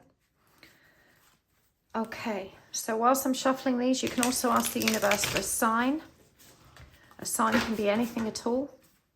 Just trust whatever pops into your head first, an object, an animal, something from nature. I'm going to put that back because we're not ready to draw yet. And for the connecting energies down the middle, we are going to use the Spirit Speak Tarot. These readings are so useful when we look at both of your energies. We're going to look at how each of you are thinking and feeling about the situation and how the shadow is distorting that. You know, how the shadow is distorting how you both see and feel about these things. It's the perfect time of year to focus on this. Samhain, Halloween. Oh, and there is a Halloween meditation, a Samhain meditation up on my website for you guys if you would like to check that out. It's all about connecting with your ancestors to get the messages of wisdom that you need to move forward. I've really enjoyed doing them, actually. It's been so nice. Okay, let's do this. Now I'm going to use oracle cards and divination charms as we go. But first I want to get some cards to help me understand the current situation through your eyes, pile 3. We've got Justice in reverse. And I can see there's one already turned over here. So we're going to keep that one as well. That's the Page of Pentacles. And the 5 of Swords. And how are you thinking and feeling about this through the lens of your shadow? 10 of Wands in reverse. Temperance in reverse. Temperance in reverse was a common theme for pile 2 as well. 7 of Wands in reverse. And what do you need to shift? Okay, we've got the 3 of Pentacles. We've got the 8 of Pentacles. And we've got the 3 of Cups. Right, let's draw cards for your person. So what's their current view of the present situation between you? 8 of Pentacles in reverse. The Queen of Pentacles. And Justice in reverse. That's really interesting. You both got Justice in reverse. Okay, and how are they thinking, feeling about the situation through the lens of their shadow aspect? Judgment in reverse. The Knight of Wands in reverse. And the Chariot in reverse. Oh, so much resistance there. Okay, what needs to shift for them? The Ace of Wands in reverse. The Page of Pentacles in reverse. That's interesting. You had the Page of... Where is it gone? 7. Oh, it's there. Yeah, you had the Page of Pentacles there. And the Moon. Okay, and the connecting energies. So connecting current view of the situation. We've got the Chariot in reverse. That's already come out for your person. Connecting feelings. We've got Queen of Swords in reverse. And for what's shifting, we've got the Ace of Wands.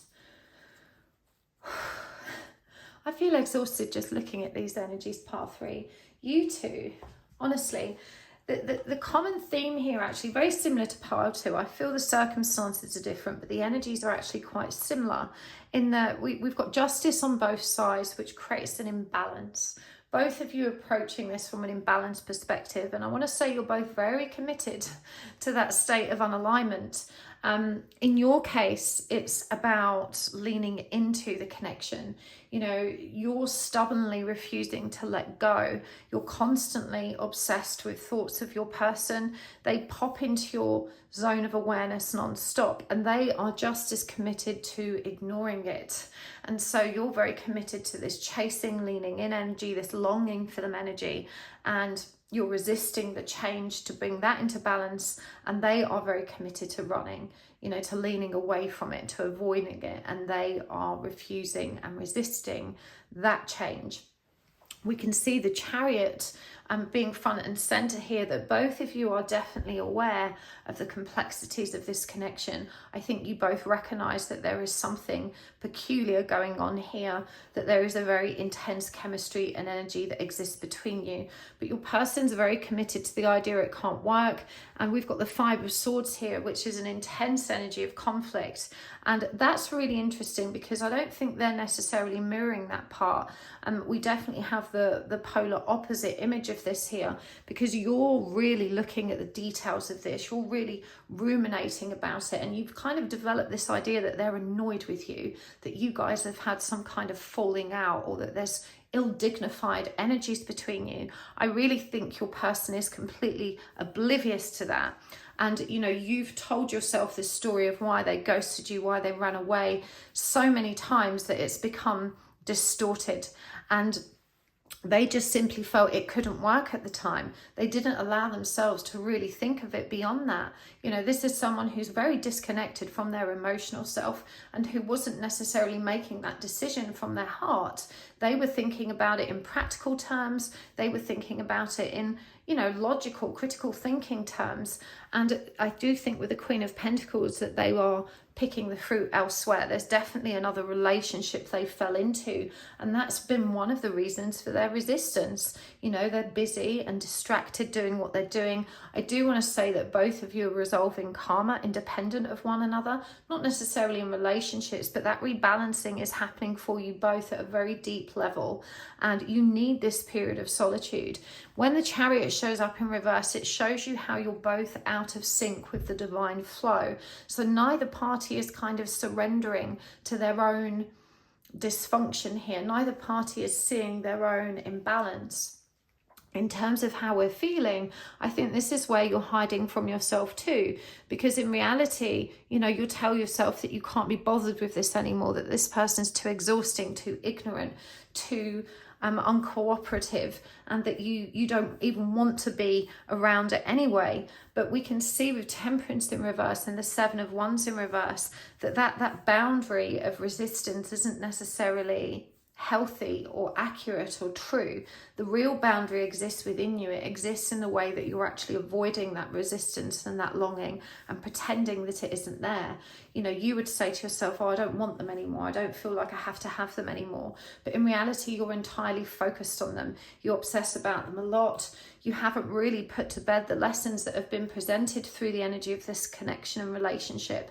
And so, you know, you're not really being honest with yourself about how it really feels. You know, by telling yourself, I'm not bothered, I don't really care, I don't want them anyway, you kind of give yourself permission to avoid the really uncomfortable feelings of rejection that you have been feeling, or that you should be feeling, but don't let yourself feel. We can see with them that they're resisting the weirdness of it. This is undoubtedly some kind of soul connection, and this person feels that intensity and they don't like how out of control it makes them. And so judgment in reverse is the stripping away of the ego that occurs when we are triggered to awaken.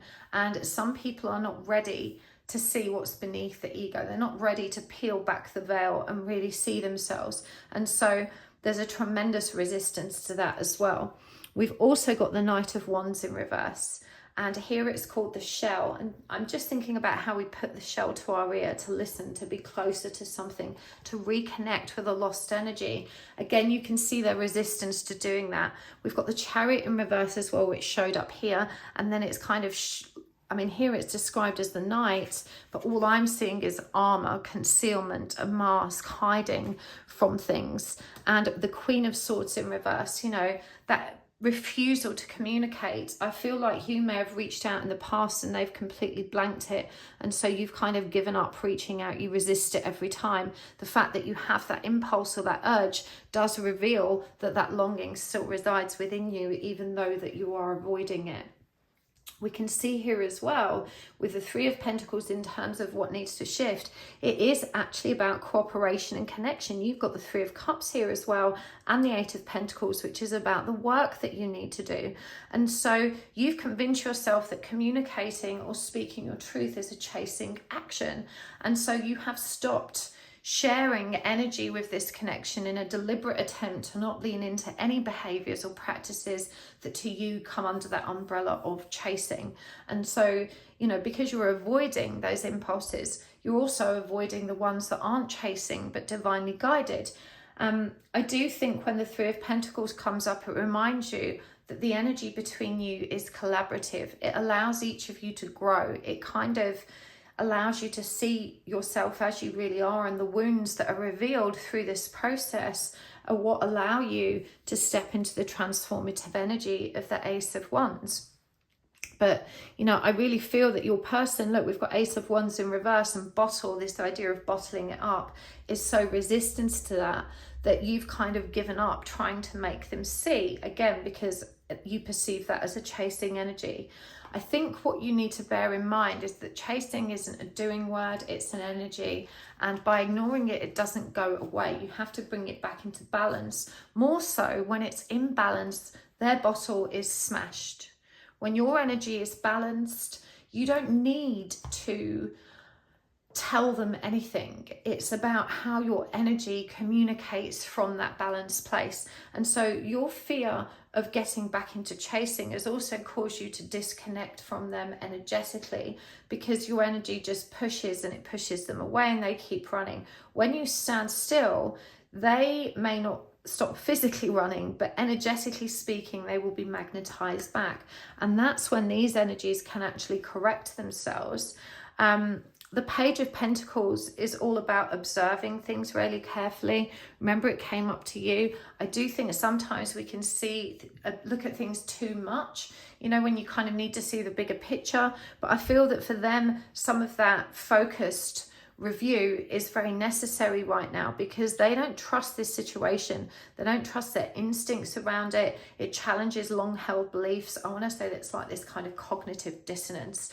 And so it definitely feels like, you know, your energy makes them feel very weird. It makes them feel too intense sometimes, and they don't understand why the thought of you still lingers within them, and so they avoid it and they avoid it and they avoid it, and it does feel like their heart is very closed down.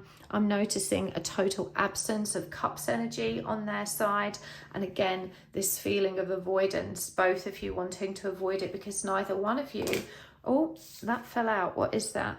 That's the King of Pentacles in reverse. I was going to say neither one of you wants to communicate truth. The King of Pentacles in reverse is a denial of the desire for commitment as well. And so neither one of you is really admitting to yourselves how you really feel about the other. Certainly to varying degrees, but that's definitely the pattern that we are seeing. So from the Witch's Oracle, that's this deck. I'm going to draw some Oracle cards.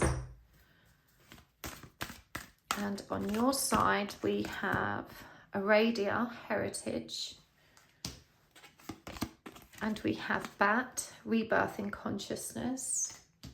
And for them, we have Holy Water, Purification. And the Lady, Embodiment, Raven energy coming through there, and Dove and Bee and Swan as well. This is such a beautiful deck. Let's get some of these as well. This is the Oracle of Shadow and Light.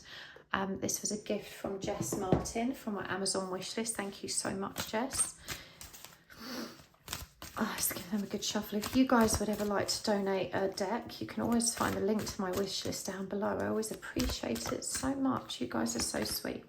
Right, Candy Cane Angel, it's time for a treat.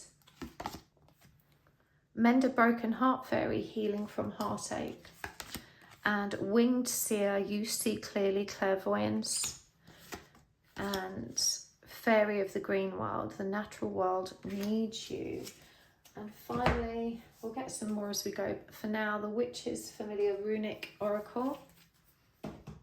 Get some for connecting energies here. Lion Energy, Ingwaz. And Jira, the bee.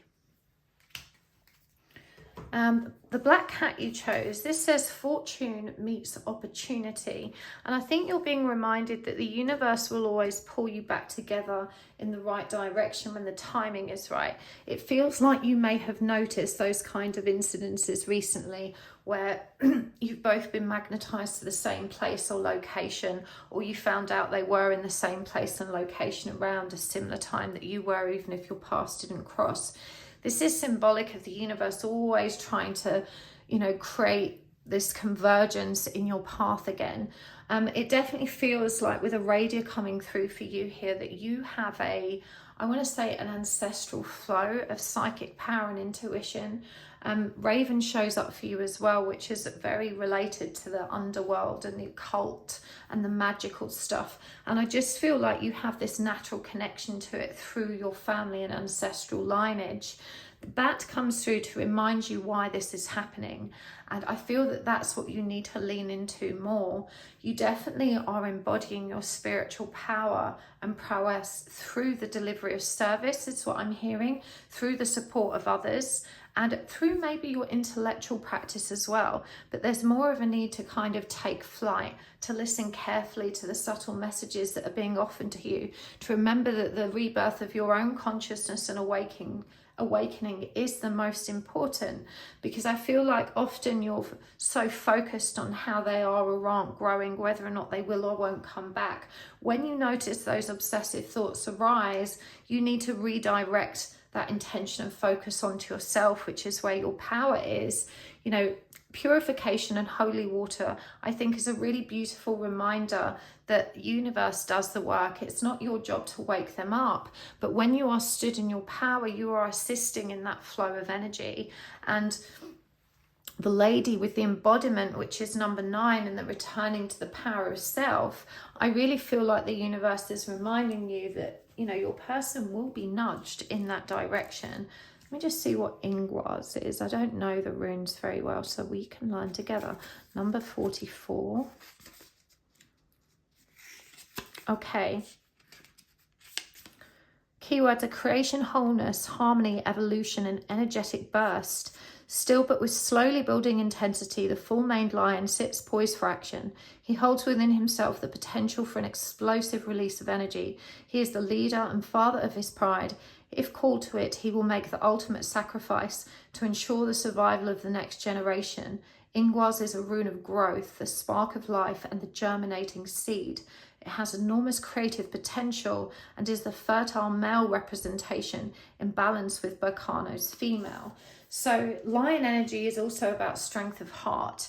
And I think this really powerfully reminds you what this connection serves you with. It's asking you to grow, to strengthen your hearts, to move back to that harmonious flow.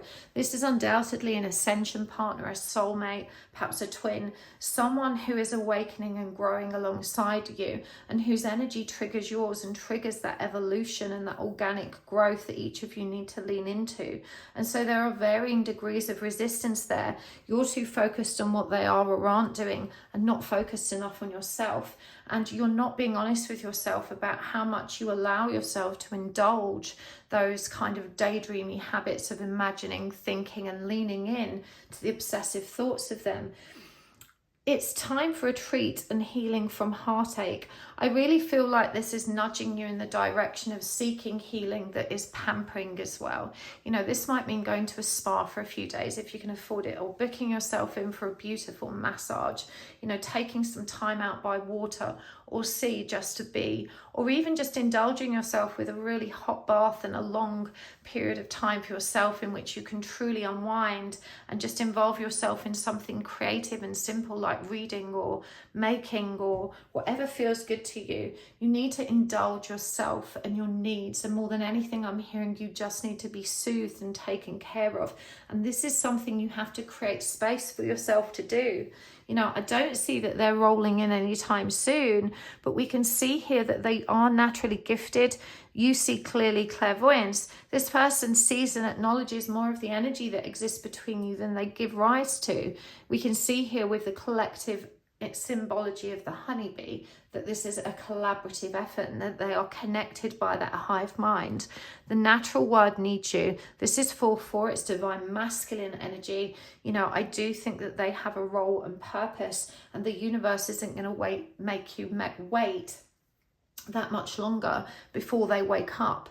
But knowing that isn't going to make it the wait easier. You know, you're being reminded that when you're focused on that, and you're not focused on your growth and that unfolding, that you are staying stuck. Let me just see what Jura is coming up as. Jura, honeybee, where are you? Page 24.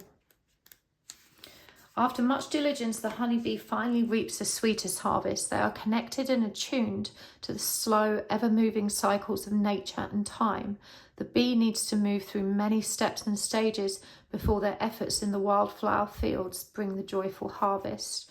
Fruition, balance, abundance, cycles, rhythms, and harmony. So harmony has come up twice. Rhythms has come up twice.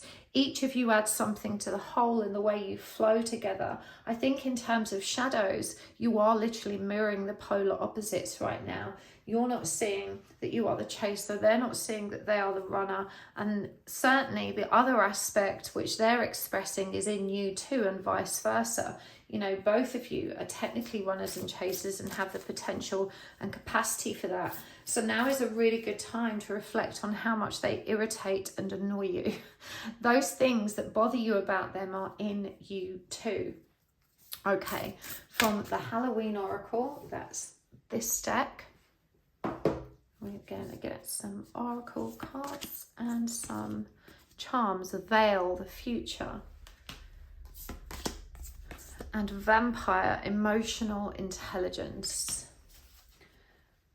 And from the Seasons of the Witch, Samhain Oracle.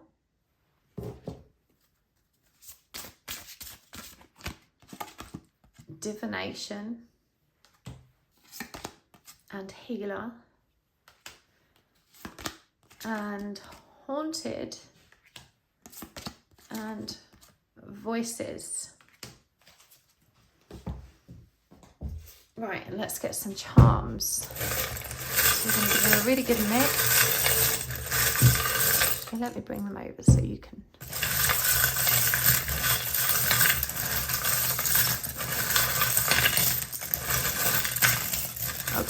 I'm going to dig in and get a couple for each side. So I think we've got 5. We need more for you. Okay, that's about right. So just put your persons there a minute. For you, we've got true heart. We've got hello, I'm a bad idea. We've got the King of Cups or Hearts. We've got the Forever and Ever Twins. Something creepy about them as well, isn't there? Definitely a woo-woo connection. We've got the White Rabbit. And we've got the Love Hurts Bandaged Heart. Okay, and for your person, we've got Rock Bottom. We've got Dusk Till Dawn. You are safe with me. And this is a positive sign. And we've got Neuro Spicy.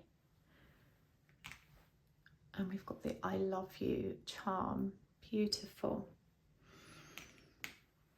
Okay, let's get one of those Witches Oracle for connecting energies.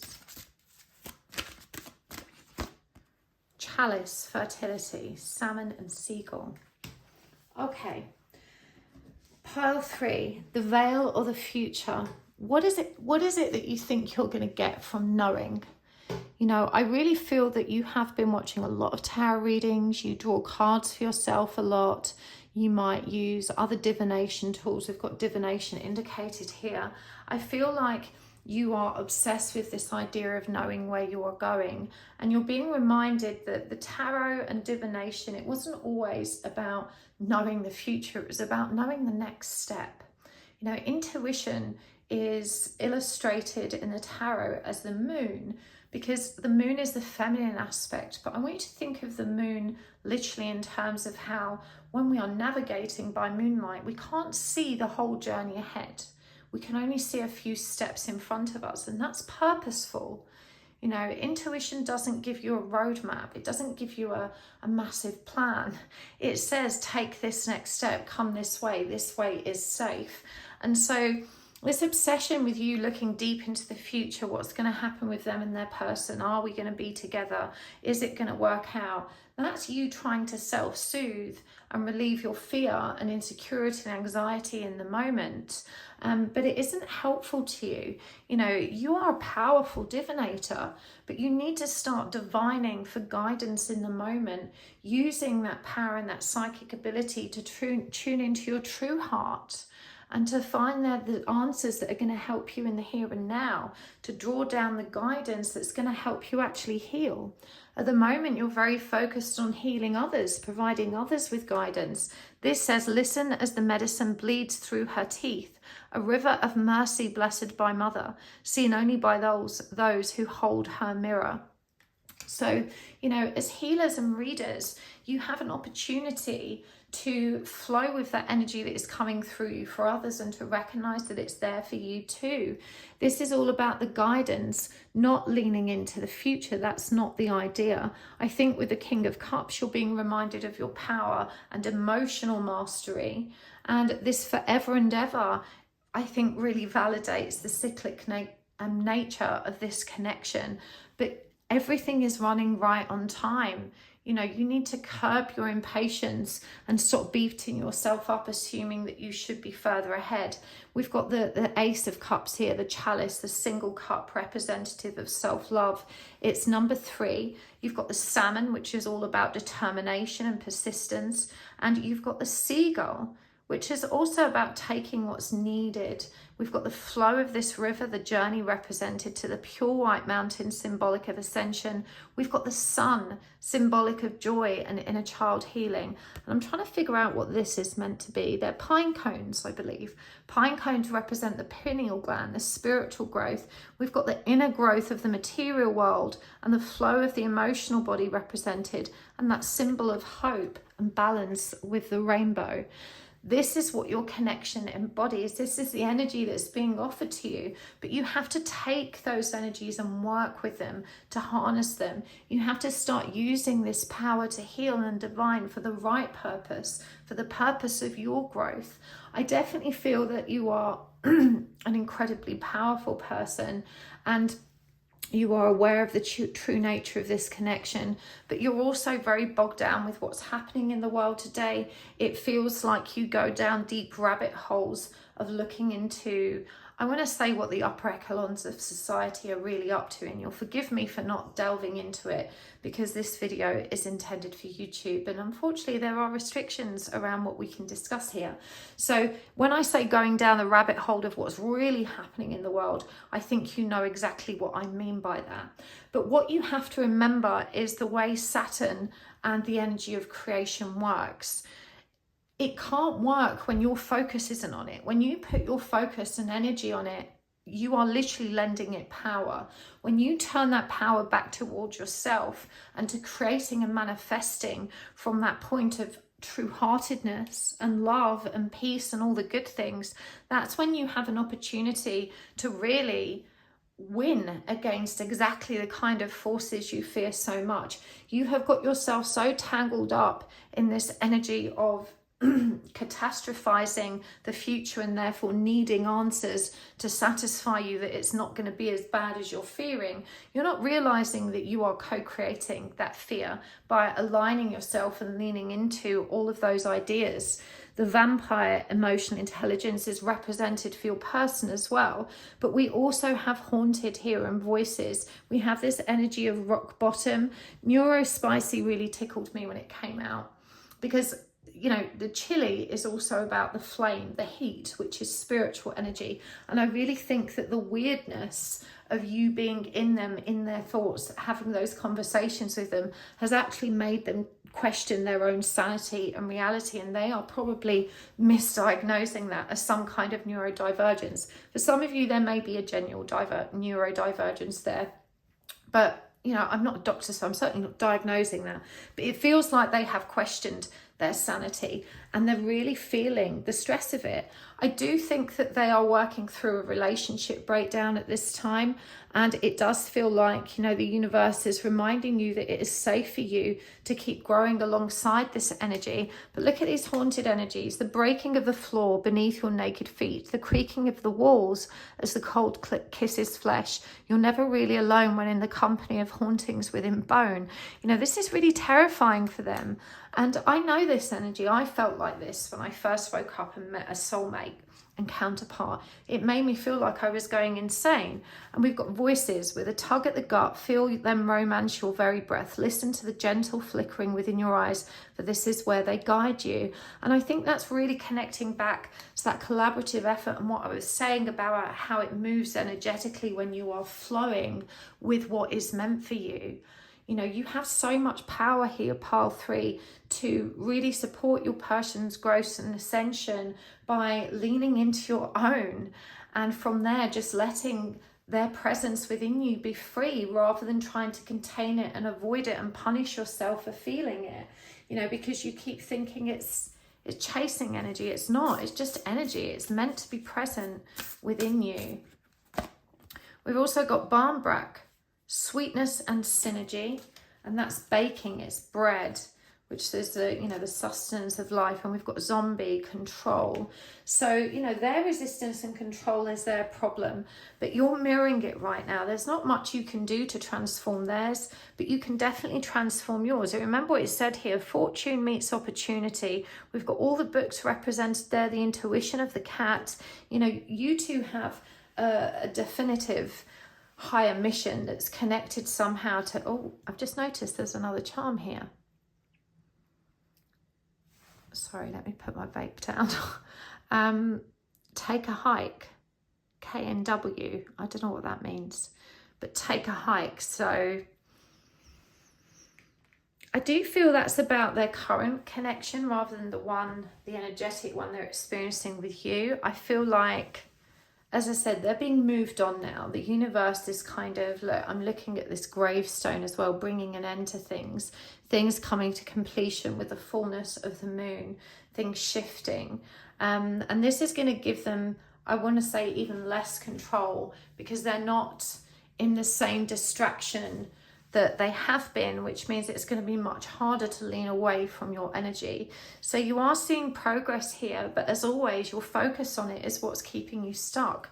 The progress that you need to focus on and see is the progress that is occurring within you. I really hope this helps, pile 3. I'm going to take this over to the extended reading. I want to know more about the whys and hows of what went on between you and get some more practical guidance. So if this resonated for you and you'd like to join me there, you can find the links in the description box below. But thank you so much for joining me here. It really is always such a pleasure to read for you. These readings are just as helpful for me, and it feels like such a gift to have this outlet to share it with you. So thank you for being here. Thank you for hitting the like button and for subscribing and for your beautiful comments. If you'd like to book a private reading with me, check out my classes or meditations. You can find the link for all of those down below, or just click on to happysouls1111.com. I'll see you next time. Lots of love. Bye.